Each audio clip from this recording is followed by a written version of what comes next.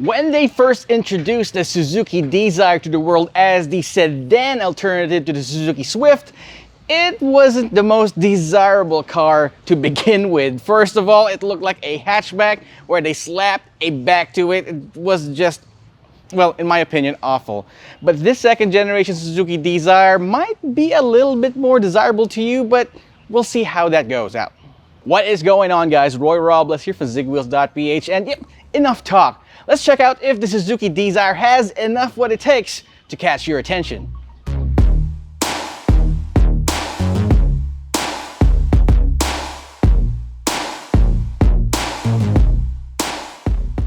Now, starting with the front end right here, the Suzuki Dzire continues on with the first generation's tradition of, using the front end of the Suzuki Swift, but this time around they used a little bit enough details here to make it a little bit more distinct. You still have this huge Suzuki badge right there in the middle, and you've got this blacked out grille here, no honeycomb whatsoever, just these vertical plastic ones. You have the same Suzuki Swift headlamps there, and I think it really fits this whole exterior quite well. You got your fog lamps, no LEDs here. You've got halogen headlamps and fog lamps. Overall, it is quite an interesting, it still has that bulbous look that we know about the Suzuki Swift, but this time around, let's take a look around and see if this front end fits the entire bill. So heading over to the side profile of the Suzuki Dzire right here, and yep, there we go. Instead of having the Suzuki Swift hatchback look with a trunk attached to the back, the look is now more streamlined, I gotta say. You've got this 15-inch alloy wheels, which are multi-spoke, plus 185/65 R15 tires. You've got mud guards as well. You even have these turn signals on the side mirrors right here, and it looks a little bit more cohesive than the first generation, and good job on Suzuki in doing that. It still kind of looks kind of stumpy, in my opinion, but at least it's an improvement from the first generation. So heading over to the rear of the Suzuki Dzire, you got these interesting looking tail lamp cluster right here that's connected by this chrome strip here. So let's take a look at the inside. All right, so you got a lot of space to put your stuff in. Unfortunately, you can't fold those seats down if you need more space, but the interior is really tall. So if you need to put in all your stuff in here, it's no problems. I see at least a week's worth of grocery for a family of 5 inside here. So that shouldn't be any problem. So yeah, overall the exterior of the Suzuki Dzire still has much to be desired, but it's an improvement, I gotta say.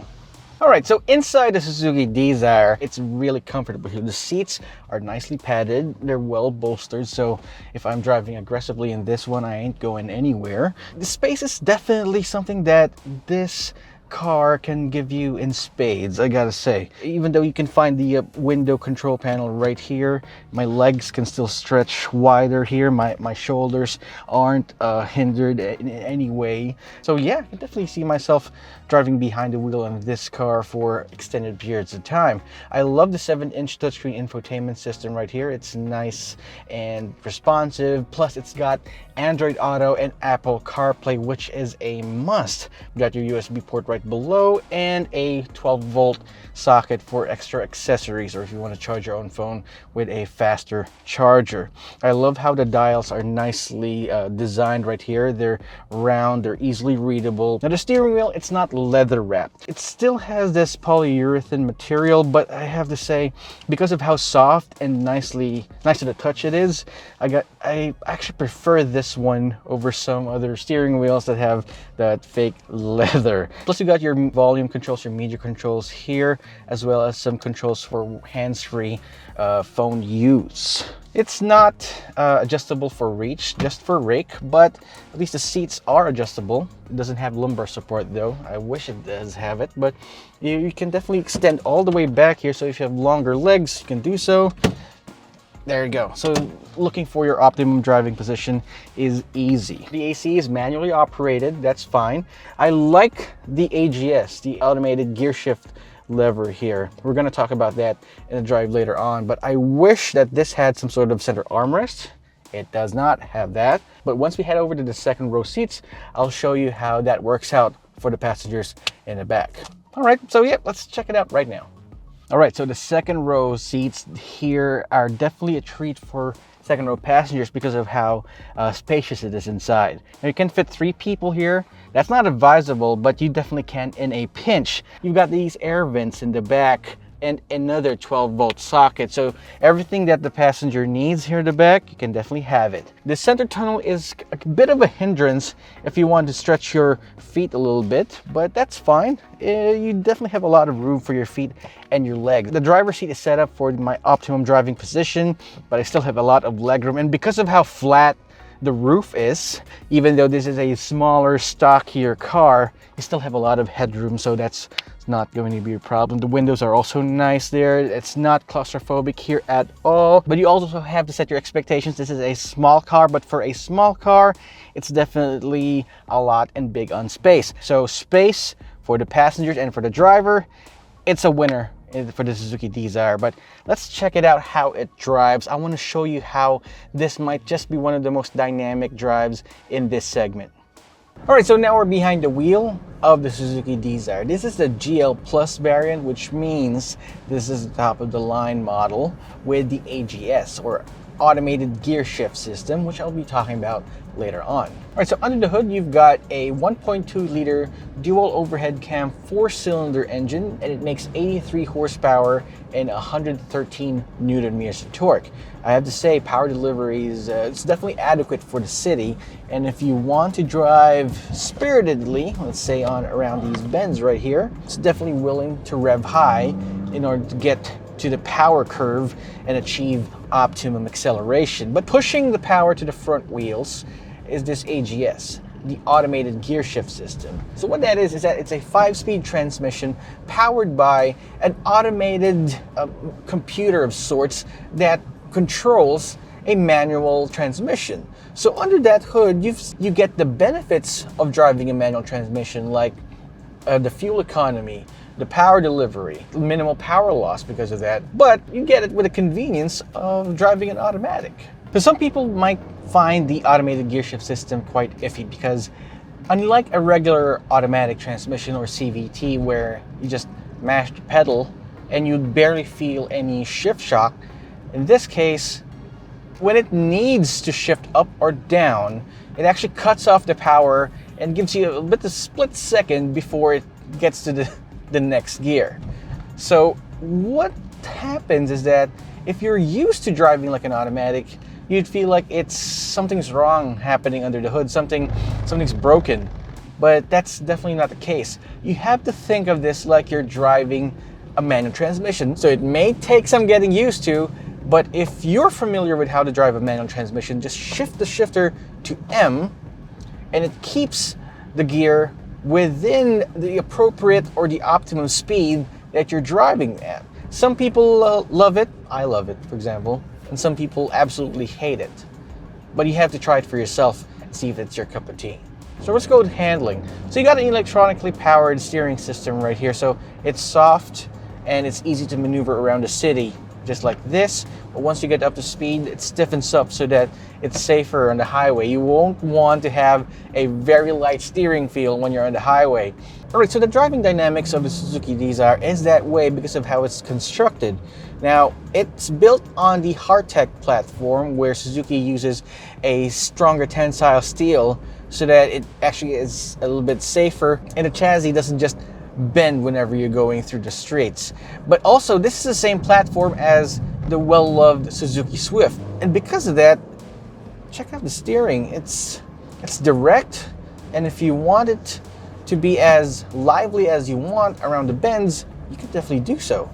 So you got your McPherson struts up front and a torsion bar rear suspension with coil springs. That's normal, but again, the drawbacks of having that kind of suspension is definitely neutered because of how this thing is built. NVH levels, of course, I gotta say, because of the fact that the engine is a 4-cylinder, you won't hear any rattles, you won't hear that diesel-like clatter. It's smooth. Fuel economy is this car's trump card. The other day I was stuck in traffic trying to traverse 15 kilometers worth of road. Took me 2 hours, but I still got 10 kilometers per liter. Crazy.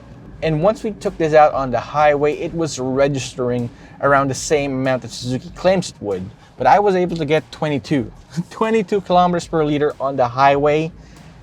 That's something else. So safety features include, well, your basic standard package. You got dual airbags, you got ABS with electronic brake force distribution, you've got traction control, which is nice, you got rear parking sensors, and you've got ISOFIX anchors. That's basically it. You get basic safety features. Pricing for the Suzuki Dzire starts at 609,000 pesos for the entry level with the manual transmission. Now, if you want to step up to this car, the full fat version with all the features that we've mentioned, that's going to cost you 819,000 pesos. And I gotta say, that's not bad. Would you really want to sacrifice buying what might be a really good city car because of how it looks? Or would you just go ahead and follow all the thousands of customers, very happy customers, who bought the Suzuki Dzire because of how it performs? So that's a review of the Suzuki Dzire, but here are a couple of things that I don't like about it, and 3 things as well that I love. So the first thing I don't like about the Suzuki Dzire is its aesthetic. I mean, it still might be an improvement over the first generation, but it might take a little bit of getting used to. But if you can live with how short and stocky it looks, it's definitely something that you can consider.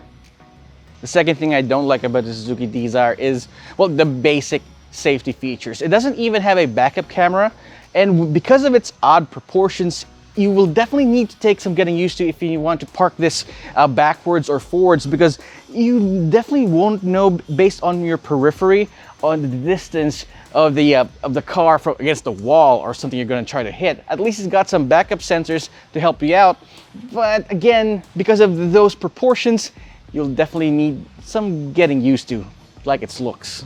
And the third thing I don't like about the Suzuki Dzire is the cargo space. Sure, it's a sedan, sure it's got some space in the back there, but if you're looking for out-of-town trips to take your family out, you might want to consider strategizing what you're going to bring into that trip, because that trunk isn't going to be that much if you want to go out of town.